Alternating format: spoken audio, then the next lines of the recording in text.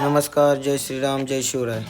मी आज आमच्या गावी आलतो. यात्रा होती गावची आणि आमच्या गावातले नवीन पैलवान आहेत, भावी पिढी. नमस्कार, मी आमच्या गावात आलेलो आणि आमच्या गावातले सर्व पैलवान आहेत. तुम्ही कुठे गेलता रे? कुस्त्या कधी रे गावातले तुमच्या? 5 तारखेला. आणि तू किती दिवस झाले व्यायाम करताय?